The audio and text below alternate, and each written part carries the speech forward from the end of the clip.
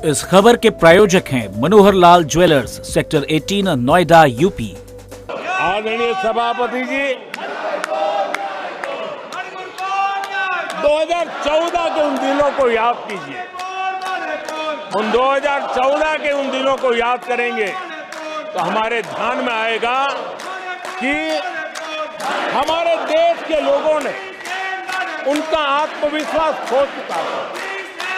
देश निराशा की गर्त में डूब चुका था। ऐसे समय 2014 के पहले देश ने जो सबसे बड़ा नुकसान भुगता था, जो सबसे बड़ी अमानत। प्रधानमंत्री नरेंद्र मोदी लोकसभा में राष्ट्रपति के अभिभाषण पर धन्यवाद प्रस्ताव पर हुई चर्चा का जवाब दे रहे हैं, लेकिन विपक्ष लगातार हंगामा कर रहा है। तानाशाही नहीं चलेगी, मणिपुर और न्याय दो के नारे लग रहे हैं। पीएम को इस दौरान 2 बार अपना भाषण रोकना पड़ा। स्पीकर ने विपक्ष को 2 बार ऐसा नहीं करने की नसीहत दी। स्पीकर ओम बिरला ने कहा कि ठीक नहीं है, लेकिन विपक्ष के सांसद सुनने को तैयार नहीं है। प्रधानमंत्री ने फिल्म शोले का उदाहरण देकर कांग्रेस पर हमला किया। कहा, अरे मौसी, 13 राज्यों में शून्य सीटें आई हैं, लेकिन हीरो तो है ना।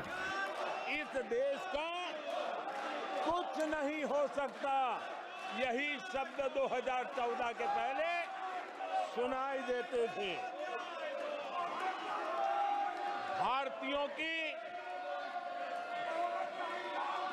हताशा के इन 7 शब्द एक प्रकार से पहचान बन। संसद में सांसद राहुल गांधी के बयान के बाद सियासी पारा चढ़ गया है।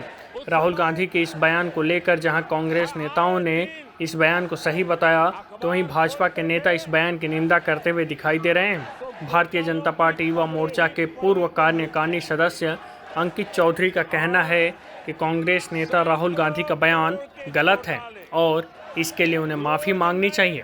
वहीं मेरठ कांग्रेस जिला कमेटी के महानगर अध्यक्ष जाहिद अंसारी ने कहा कि राहुल गांधी केवल राजनीति की समझ रखने वाले एक अच्छे नेता हैं, बल्कि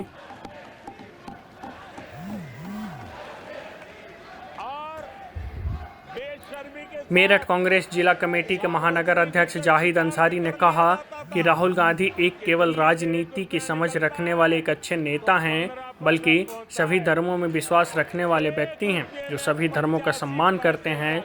दरअसल संसद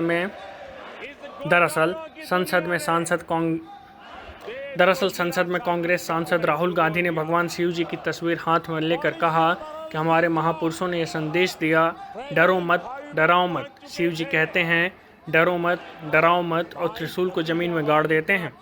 राहुल गांधी के इस बयान के बाद से ही राजनीति गर्मा गई है।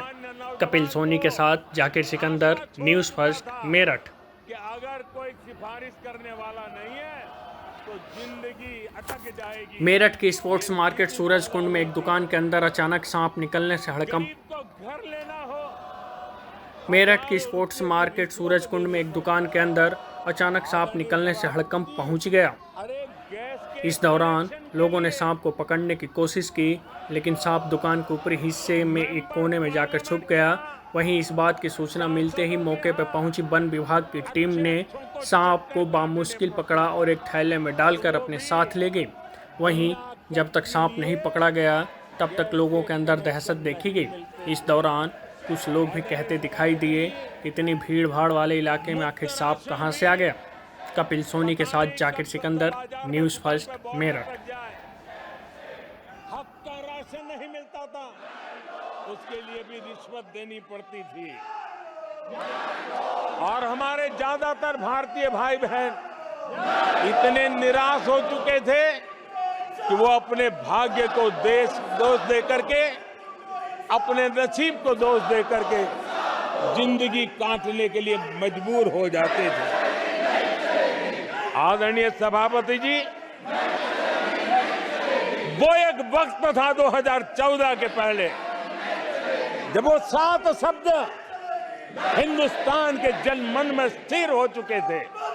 निराशा की गर्त में डूबा हुआ समाज था। तब देश की जनता ने हमें सेवा करने के लिए चुना। और वो पल देश के परिवर्तित युग का प्रारंभ हो चुका था। और 10 साल में मैं कहूंगा मेरी सरकार की अनेक सफलताएं हैं, अनेक सिद्धियां हैं, लेकिन एक सिद्धि जिसने हर सिद्धियों में भी जोर भर दिया, ताकत भर दी, वो थी देश निराशा की गर्त में से निकल करके आशा और विश्वास के साथ खड़ा हो गया। देश में आत्मविश्वास बुलंदी पर पहुंचा और उसके कारण वो सब वक्त का जो शब्द थे देश की युवा पीढ़ी की डिक्शनरी से निकलने लगे। धीरे धीरे देश के मन में स्थिर हो गया। जो 2014 से पहले कहते थे कुछ नहीं हो सकता, वो कहने लगे अब इस देश में सब कुछ हो सकता है, इस देश में सब कुछ संभव है। ये विश्वास जताने का काम किया हमने। जब हमने सबसे पहले तेज 5G रोल आउट हमने दिखाया, आज देश कहने लगा तीव्र गति से 5G का रोल आउट होना। देश गौरव से कहने लगा भारत कुछ भी कर सकता है। आदरणीय सभापति जी, वो एक जमाना था जब कोयले घोटाले में बड़ों बड़ों के हाथ काले हो चुके थे। आज कोयले का सर्वाधिक उत्पाद, सर्वाधिक प्रोडक्शन, आज कोल प्रोडक्शन के विक्रम हुए हैं और इसी के कारण देश अब कहने लगा है अब भारत कुछ भी कर सकता है। आदरणीय सभापति जी, वो एक समय था 2014 के पहले जब फोन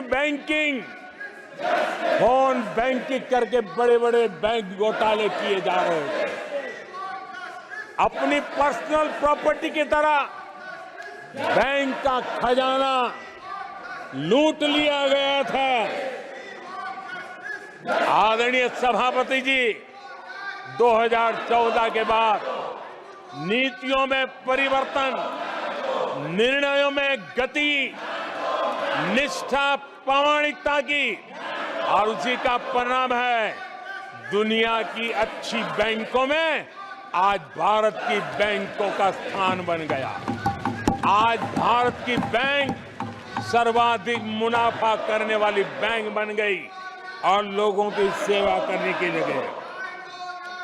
आदरणीय सभापति जी, 2014 के पहले वो भी एक वक्त था कि जब आतंकी आकर के जी चाहे वहां, जब चाहे वहां हमला कर सकते थे। 2014 के बाद स्थिति ये बनी कि जब वहां उस समय 14 के पहले निर्दोष लोग मारे जाते थे, हिंदुस्तान के कोने कोने को टारगेट किया जाता था और सरकारें चुपचाप बैठी रहती थी, मुंह तक खोलने को तैयार नहीं थी। आज 2014 के बाद का हिंदुस्तान घर में घुसकर मारता है, सर्जिकल स्ट्राइक करता है, एयर स्ट्राइक करता है और आतंकवाद के आकाओं को भी सबक सिखाने का सामर्थ्य दिखा दिया है।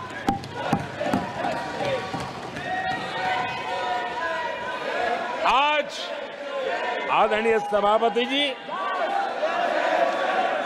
देश का एक एक नागरिक जानता है कि अपनी सुरक्षा के लिए भारत कुछ भी कर सकता है। आदरणीय सभापति जी, आर्टिकल 370 इसकी पूजा करने के वाले लोगों ने वोट बैंक की राजनीति का हथियार बनाने वालों ने 370 को